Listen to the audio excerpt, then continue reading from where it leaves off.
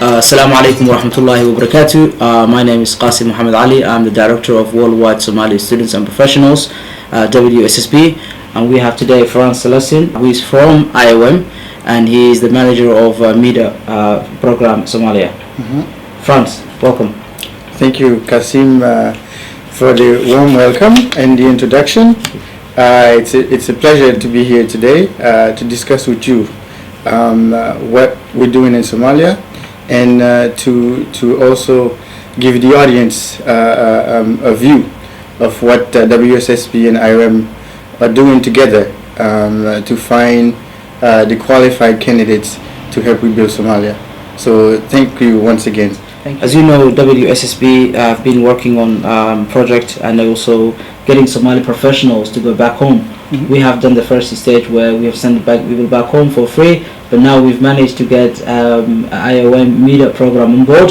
So we're asking our fellows, our friends, or Somalis who are qualified to go back to Somalia and help institutional building in Somalia. So could you tell us a bit more about the program and institutional building, capacity building that you are managing now? As you may know, the audience here may recall, WSSP MIDA was our flagship program. This is what we started with in Somalia, and we continue to expand on the process.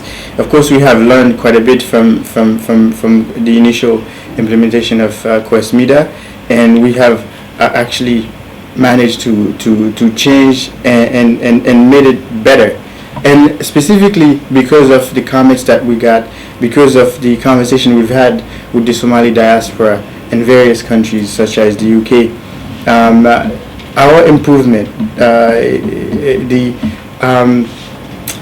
improvement of this program and the recalibration of it is due to the active participant of the Somali diaspora from various town hall meetings and various conversations we've had with them, and also because of organizations such as WSSP providing guidance to IOM and the MIDA program. This program was designed to assist the Somali government authorities in Puntland, Somaliland, and also in South Central Somalia to find the necessary qualified candidates to build the human resource capacity of those governments. We now have a close relationship with a lot of ministries and institutions that allows us to provide the support to the government. As you know, Qasim, the UK has a very vibrant Somali community. I have seen this fervor coming, and this is why the majority of our applicants come from the UK. It's due to people like yourself, organizations like yourself partnering with IOM, and this is why we want to go where we find the Somali community to give them the extra push.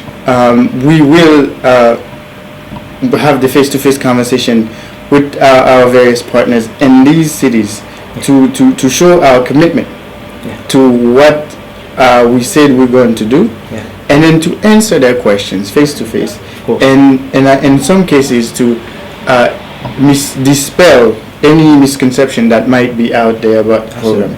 So I find it necessary to have a face-to-face conversation every time and whenever we can, and having you on board, having WSSP as a reliable partner will allow us to actually do this, send out our message and have the conversation and answer the questions honestly up front. So we come in Bristol. You mentioned we have programs with or partnership IOM has with Somali ministers. One of the programs that we advertised was Minister of Planning and International Cooperation, led by Minister Ente, His Excellency. Could you tell us a bit more the ministries that you work with or IOM works with, and the institution capacity buildings that you provide for specific ministries? Right. So we have some key sectors that we're addressing. We work on public finance management. We work on health, education, and justice sector reform. Of course, we provide support to on disaster management, disaster relief. So in that sense, we work with ministries of education, ministries of finance, ministries of planning. We work ministries of interior, and what we provide to these ministries is based on their needs. One thing about MIDA, it's a demand-driven program. We don't impose any program or particular sectoral approach on the ministries. It's based on their needs, and they make their requests. In fact, while we have a TOR template, it's a terms of reference template. Yeah. It's the ministries that fill them out with the required experience, with the required qualification, the educational background, and the specific task they want that person to accomplish. So we provide the support within the overall approach, within our overall strategic framework, which is plugged in into the New Deal and the PSGs with the various goals.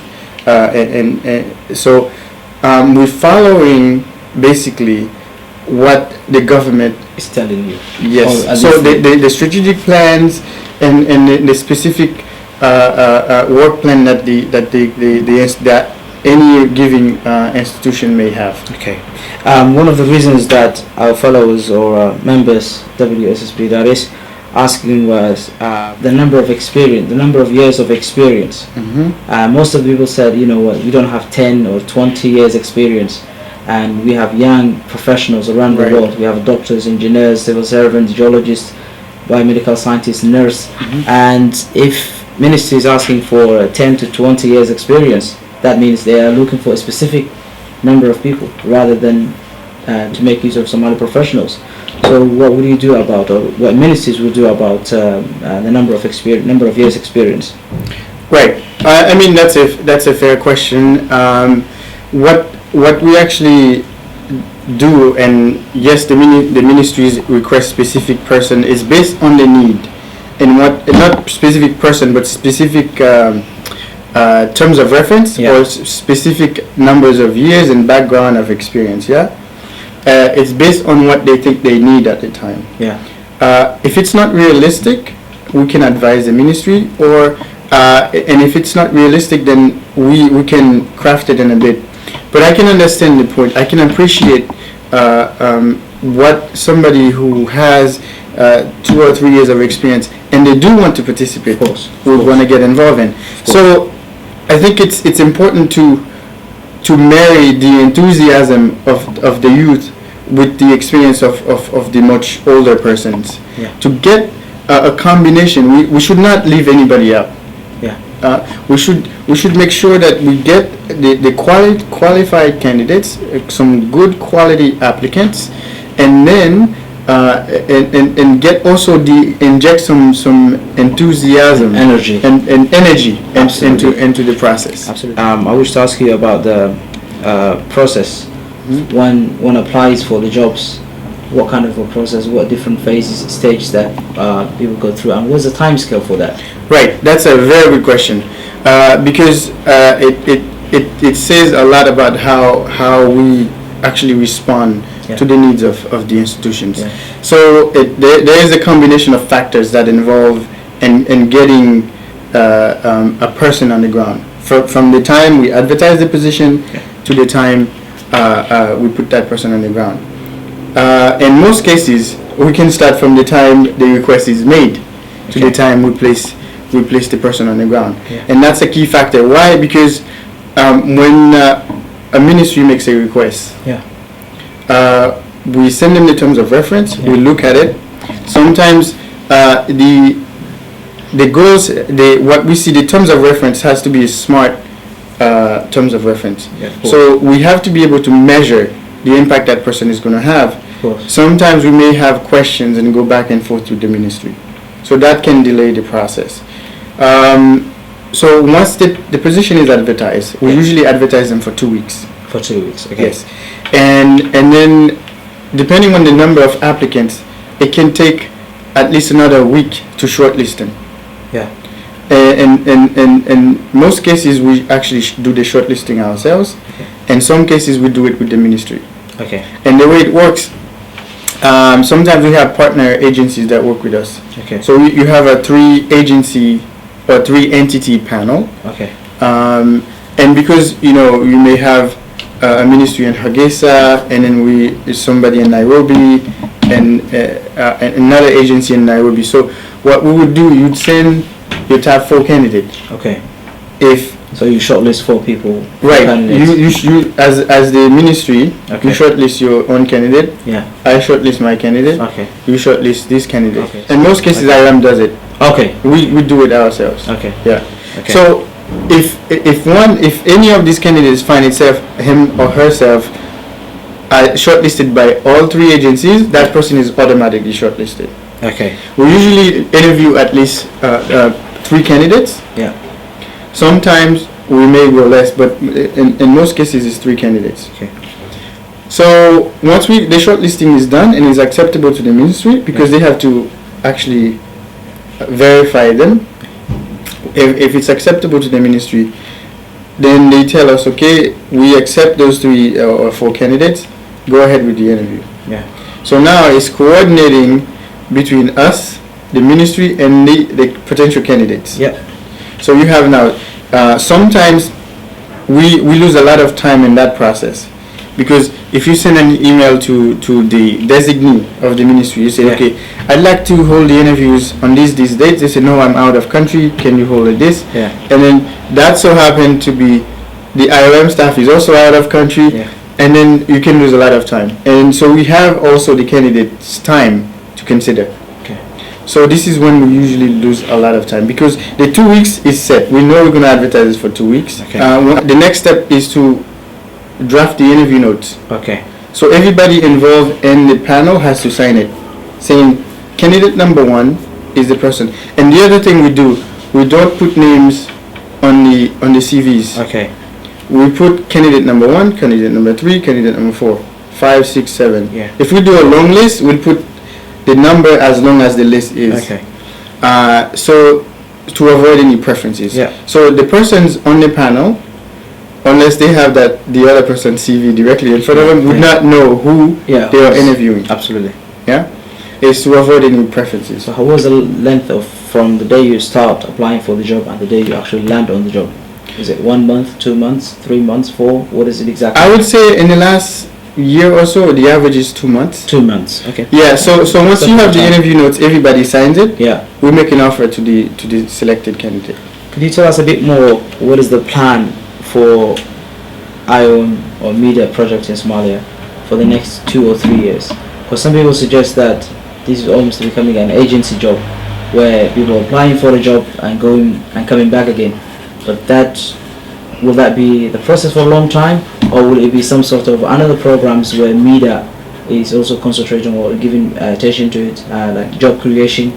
And I ask you this question because some people say that diaspora going back to Somalia are not really helping out that much within the country or within the locals, and the locals feel a bit more that they're taking off the jobs and so on.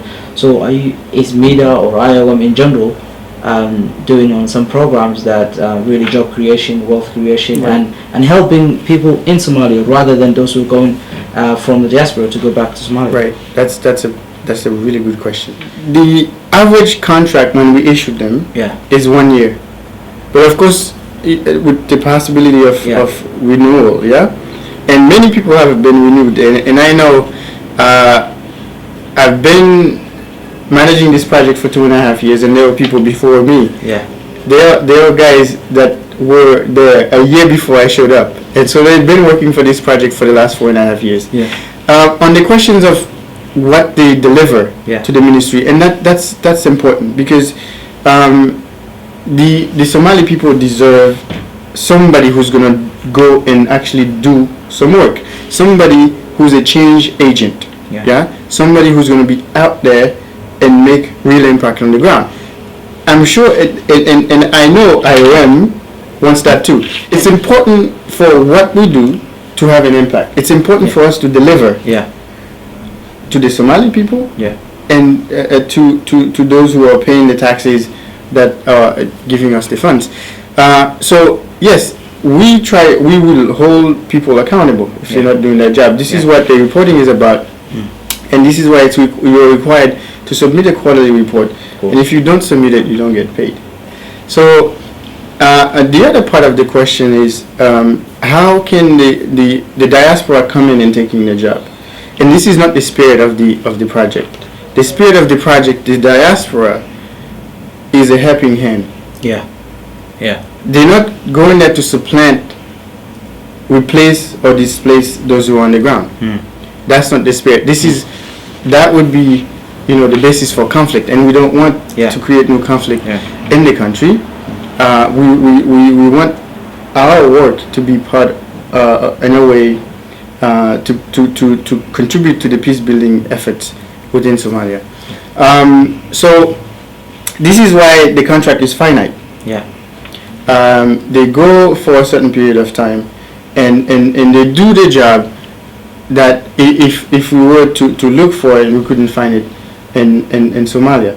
For every diaspora candidate we place on the ground, we pair them up with 2 locally hired interns, so that the person can transfer the skills to the ground. Right, because we're looking at sustainability. These guys might just get up and go back to London or Toronto, but we want them to train the people to leave their skills there, who will be part of the future of Somalia, and who can actually provide the next step. This program is now for UK Somali professionals, diaspora professionals. As you know, we'll be visiting different cities. The cities like Manchester, Birmingham, Bristol, Cardiff, Glasgow, and obviously we are now here in London. What would you like to say, message to Somali professionals, those who are in those cities, and what would you like to tell them? Well, I'd like to tell them to participate as much as possible, as much as their commitments, both family and work commitment allows them, because it's a noble cause. I would say going back to Somalia to build the capacity of the fellow Somali government officials is a noble cause.